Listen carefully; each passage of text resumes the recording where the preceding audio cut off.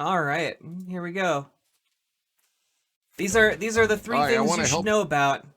You should think about before you vote. Okay, from Dennis Prager himself, the Pragster, the ultimate Pragster. Okay, let's see what he has to say.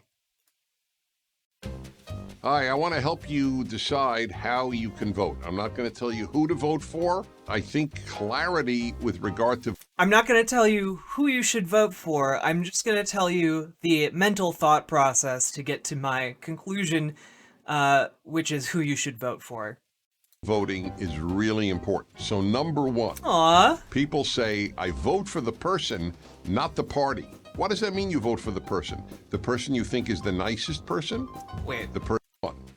People say, I vote for the person, not the party. What does that mean you vote for the person? The person you think is the nicest person? The What? No.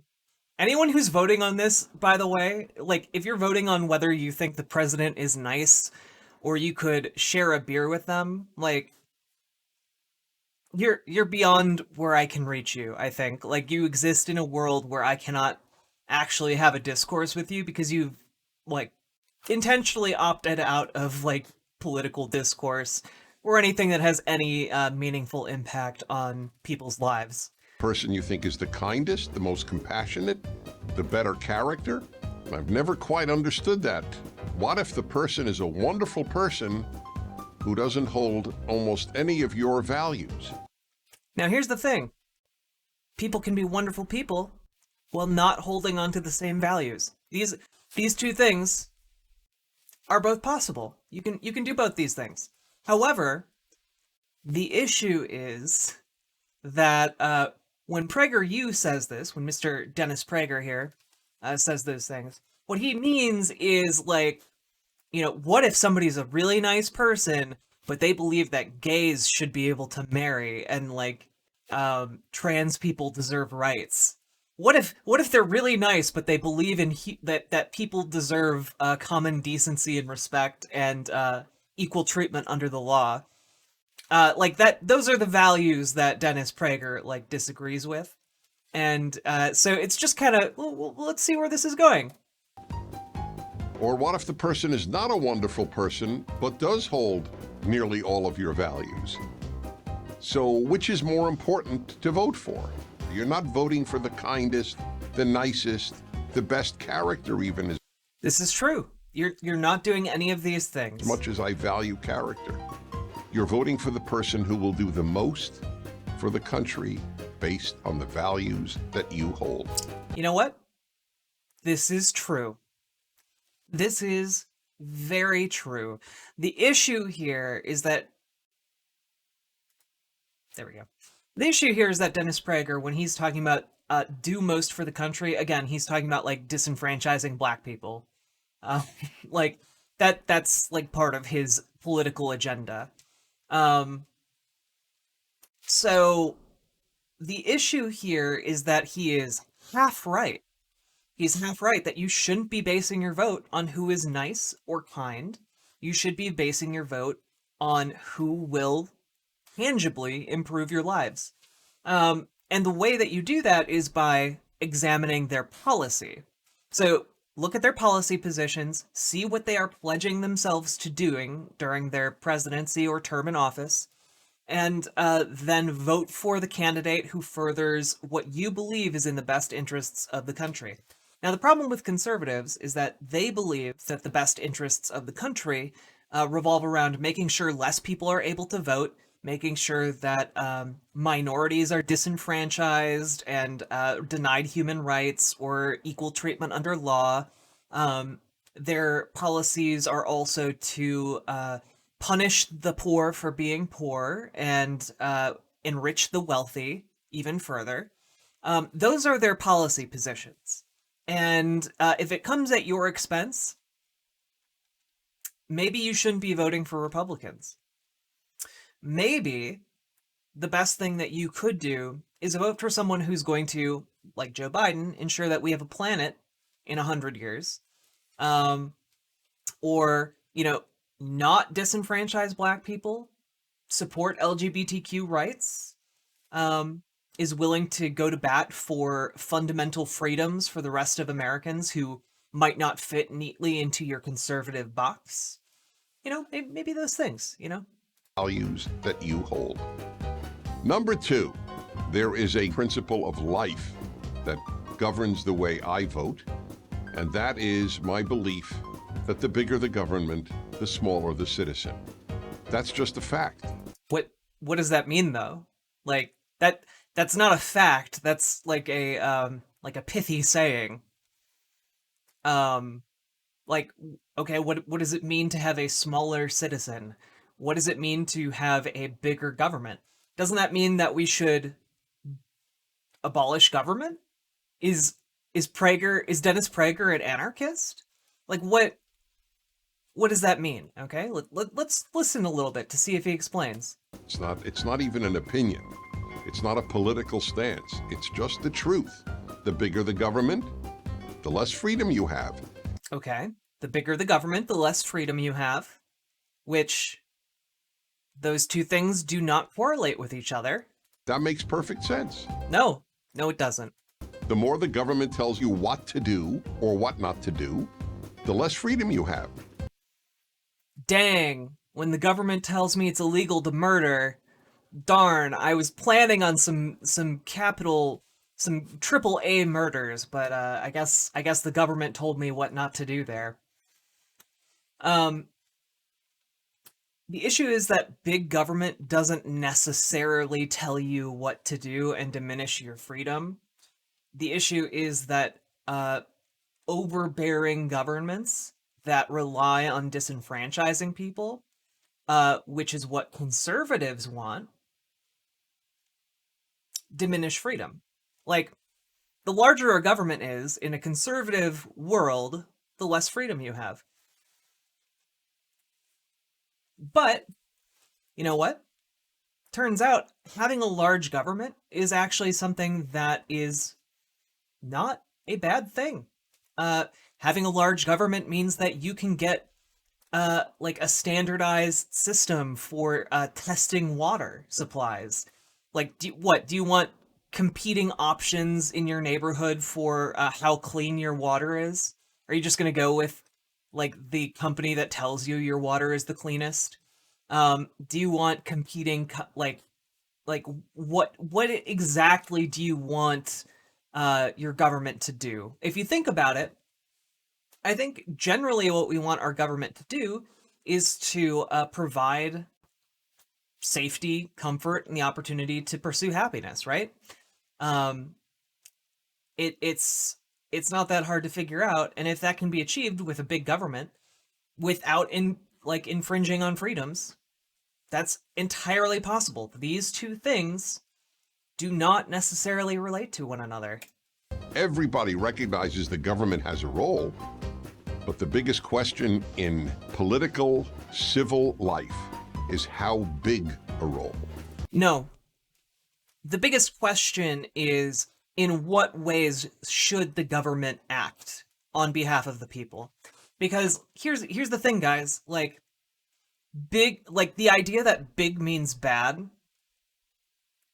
is just a gross oversimplification, because no one in actual political circles is like going to the floor of the Senate and talking about big government. They talk about very specific issues, and that's part of the problem with PragerU. Like, this is such a broad generalization.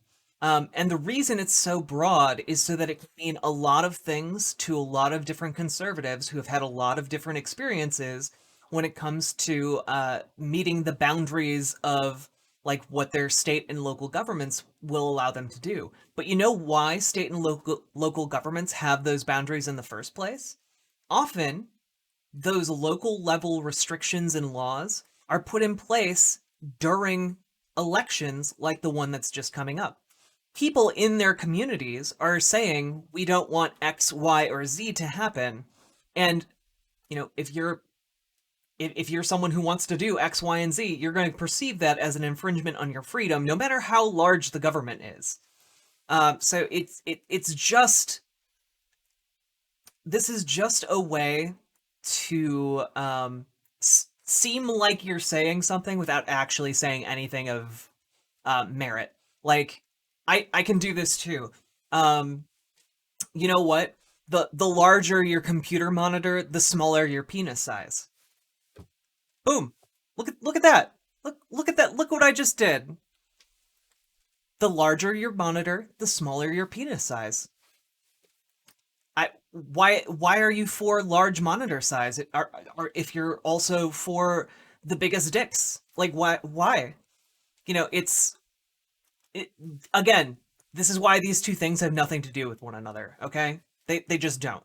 They're not correlated. This country was founded on the belief that the citizen should be big and the government little. Do you know what a small government might look like? A monarchy.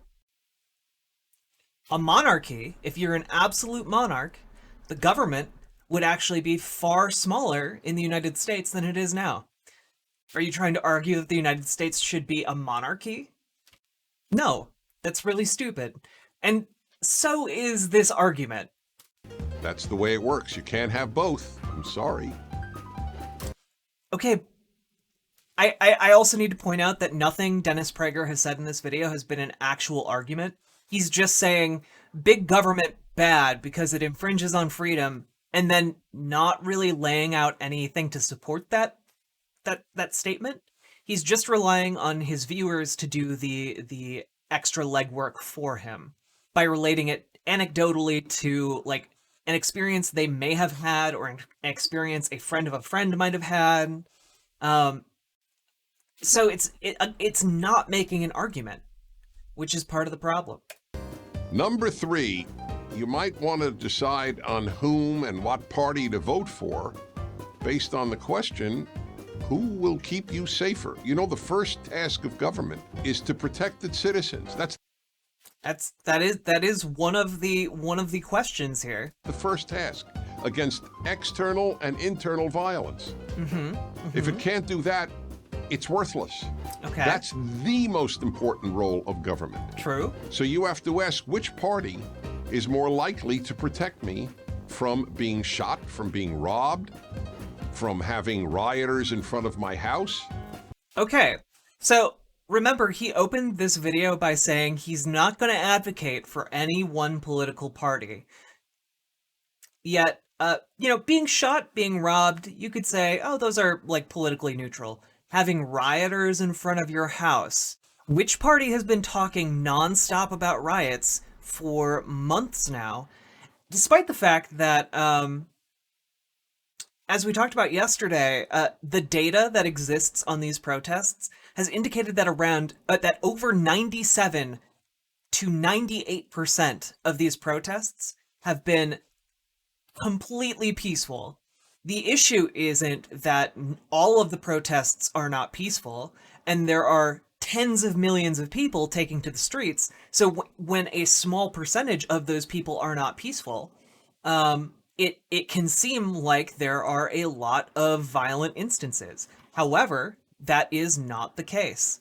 So, when Dennis Prager here is actually talking about who's going to keep you safer, notice how...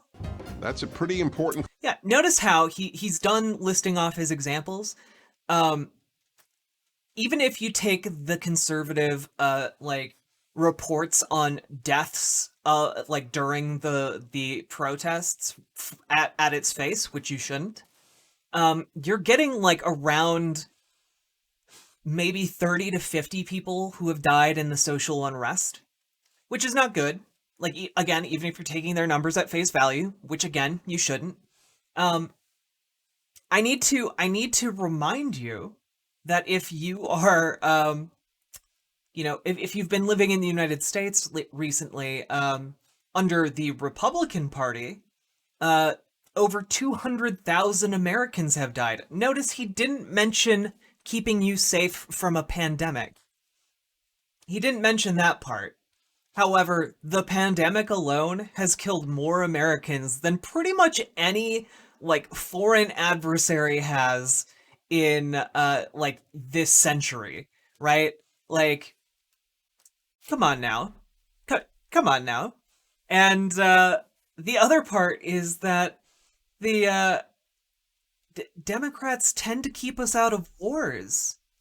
That that tends to be the case. Donald Trump has ramped up drone strikes, which statistically makes us less safe because it radicalizes people in foreign countries against the United States. And also, like, the, the George Bush got us into Iraq and Afghanistan, and I think that killed a lot, like thousands of Americans and hundreds of thousands of Iraqis. So maybe like the ones keeping us safe are the ones who are not going to bring us into a wartime situation or bring us to the brink of war. Like, Donald Trump did that numerous times with North Korea and also with Iran by assassinating one of their top generals.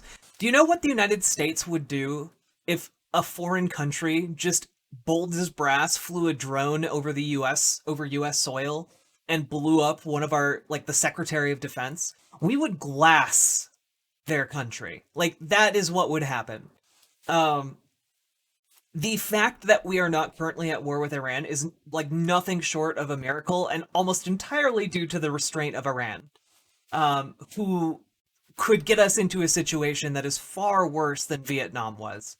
Um, so like, yeah, it's this concern trolling about your safety is just fear mongering into the conservative position that Republicans are all about law and order and are going to keep you safe, when the reality is that Republicans have no fucking intention of keeping you safe. Republicans do not care if you live or die, and they will literally sacrifice hundreds of thousands of you if it serves their political ends to maintain power. Um, and yeah, maybe you shouldn't vote for the people who view you and your fellow countrymen as expendable, okay? Um, so yeah, maybe don't vote for Donald Trump. Using PragerU's own guidelines, okay?